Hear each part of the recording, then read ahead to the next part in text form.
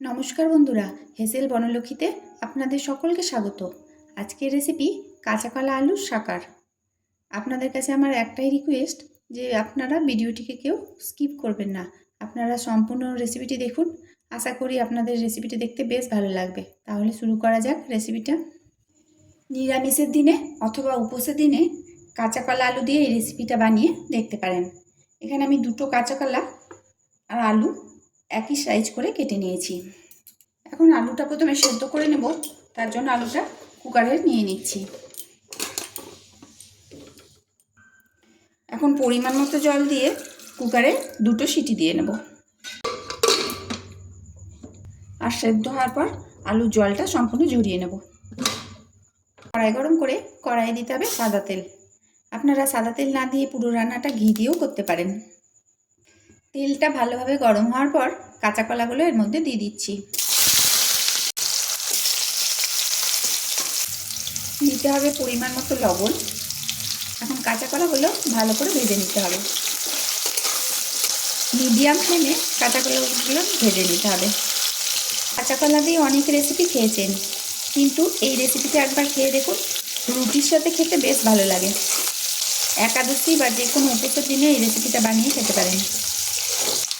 কাঁচা কলা কাটার পর যদি হলুদ জলে চুবিয়ে রাখা হয় তাহলে কাঁচা কলা কালো হয় না। দেখুন বন্ধুরা, কাঁচা কলাগুলো আমি অনেকক্ষণ কেটে রেখেছি কিন্তু কালো হয়নি, কারণ আমি কাটার পর হলুদ জলে চুবিয়ে রেখেছিলাম। কাঁচা কলাটা খটখটে করে ভেজে নিলাম।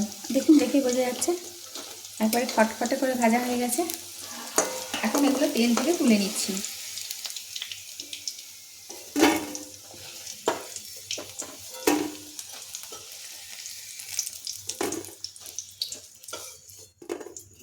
ওই তেলে দিয়ে দিচ্ছি অল্প 5 ফোড়ন। ফোড়নটা 30 সেকেন্ড মতো নেড়ে নিচ্ছি। তারপর এর মধ্যে দিয়ে দিচ্ছি সেদ্ধ করে জল ঝরিয়ে রাখা আলু। আলুটা এখন খুব ভালো করে ভেজে নিতে হবে। দিতে হবে পরিমাণ মতো লবণ। এখন আলুগুলোকে লাল লাল করে ভেজে নিতে হবে। দেখুন বন্ধুরা, আলুগুলো একবারে লাল লাল করে ভেজে নিলাম। খুব সুন্দর করে আলুগুলো ভাজা হয়ে গেছে। এখন এর মধ্যে ভেজে রাখা কাঁচা কলাটা দিয়ে দিচ্ছি। এখন কাঁচা কলার সাথে আলুটা আরেকবার ভাজতে হবে। দিতে হবে গোলমরিচ গুঁড়ো। এখানে আমি হাফ চামচ দিচ্ছি, তাই এটা আপনারা আপনাদের পরিমাণ মতো দেবেন। তবে এখানে গোলমরিচ গুঁড়োটা একটু বেশি দিলেই ভালো লাগে। এখন গোলমরিচ গুঁড়ো দিয়ে আরও লো ফ্লেমে আরও 2 মিনিট কষিয়ে নেব। এটা হচ্ছে কাঁচা কলা আলুর শাকার, এতে অন্য কোনো মশলা দিলে ভালো লাগে না। এখন এর মধ্যে দিয়ে দিচ্ছি জল।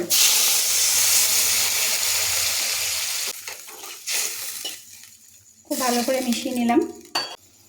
এখন ঢাকা দিয়ে লো ফ্লেমে 5 মিনিটের জন্য রাখতে হবে। 5 মিনিট পর এটা খুলে দেখছি।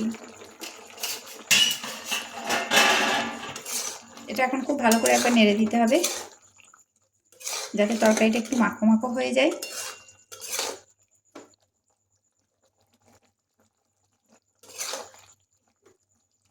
এখন দিতে হবে ঘি। আমি যেহেতু পুরো রান্নাটা ঘি দিয়ে করিনি, সাদা তেলে করলাম, তাই শেষবেলাতে ঘিটা দিয়ে দিলাম। আপনারা যদি সাদা তেলে করেন তাহলে শেষে ঘি দিয়ে দেবেন, আর যদি প্রথম থেকে ঘি দিয়ে করেন তাহলে আর শেষে ঘি দেওয়ার দরকার নাই। আমার রেসিপিটা হয়ে গেল, গ্যাসটা বন্ধ করে দিলাম। রুটির সাথে খেয়ে দেখুন, দুর্দান্ত লাগবে। আর রেসিপিটা যদি ভালো লেগে থাকে তো প্লিজ লাইক, শেয়ার, কমেন্ট করবেন। সমস্ত রেসিপিটি দেখার জন্য হেসেল বনলক্ষ্মীর তরফ থেকে অসংখ্য ধন্যবাদ।